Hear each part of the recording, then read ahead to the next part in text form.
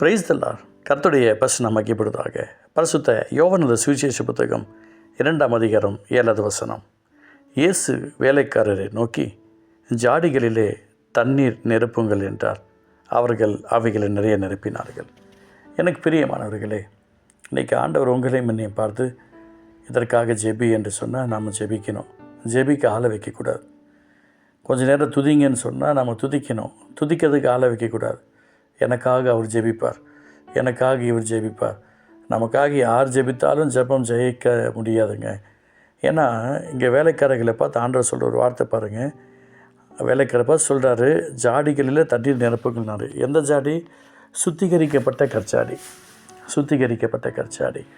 நம்முடைய வாழ்க்கையில் தேவனிடத்திலிருந்து ஒரு அற்புதம் நடக்கணும் அப்படின்னு சொன்னால் ஆண்டவருடைய பார்வைக்கு முன்னதாக சுத்திகரிப்பு என்பது ரொம்ப அவசியமாக இருக்க வேண்டும்.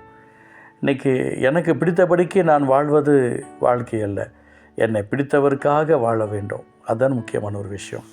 எனக்கு பிரியமானவர்களே, உங்களுக்கு இயேசுவின் நாமத்தில் நான் சொல்கிறேன், நிறைய நேரங்களில் எனக்காக அவங்க ஜெபம் பண்ணுவாங்க, இவங்க ஜெபம் பண்ணுவாங்க நினச்ச நேரங்களும் உண்டு தான், இல்லைன்னுலாம் கிடையாது.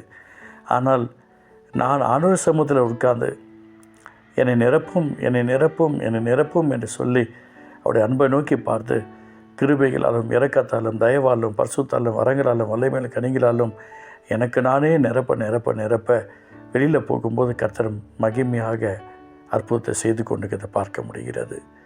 உங்களுக்கு சொல்லிக்கிறேன் ஒரு அழகான ரகசியத்தை. நம்மை சுத்திகரித்து கொள்ளணும், நாமே பியூரிஃபை பண்ணிக்கணும். இயேசுவின் ரத்தத்தினால பரிசுத்த வார்த்தையினால் நம்ம பியூரிஃபை பண்ணிக்கணும். இன்றைக்கி சிலரை மாற்றவே முடியாது, சில சகோதரிகளை மாற்றவே முடியாது. அவங்க என்ன தான் வசனத்தை கேட்டாலும் அவங்க மாறவே மாட்டாங்க. அவங்களுக்காக நம்மளை மாற்றிக்கணும்னு நினைப்பாங்க.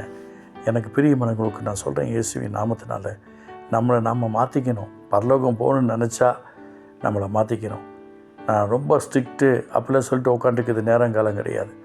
நான் வேலையில் அப்படி தான் இருப்பேன், என் குடும்பத்தில் அப்படி தான் இருப்பேன், என் பிஸ்னஸில் அப்படி தான் இருப்பேன், நான் ரொம்ப ஸ்ட்ரிக்டானவன் என்று சொல்லிக் கொள்வதற்கு நேரம் அல்ல.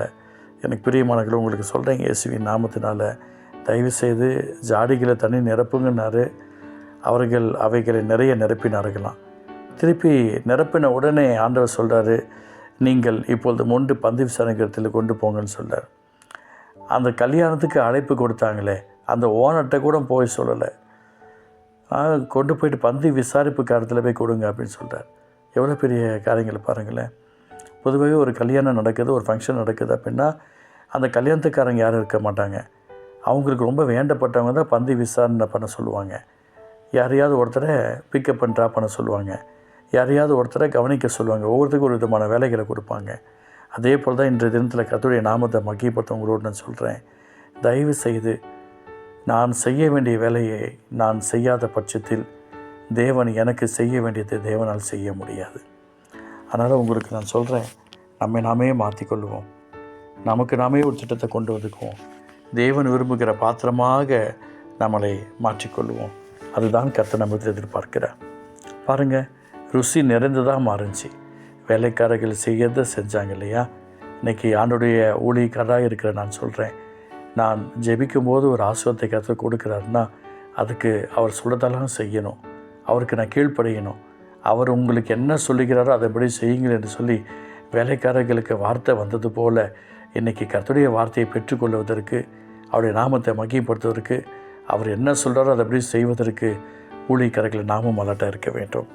எனக்கு பிரியமானவர்களே, இயேசுவின் நாமத்தினால் நீங்கள் ஆசீர்வாதமாக இருக்க வேண்டும் என்பதற்காக நான் சொல்கிறேன். அநேக நேரங்களில் ஊழியத்து நிமித்தமாக நான் போகும்போது இதை நான் அனுபவித்திருக்கிறேன்.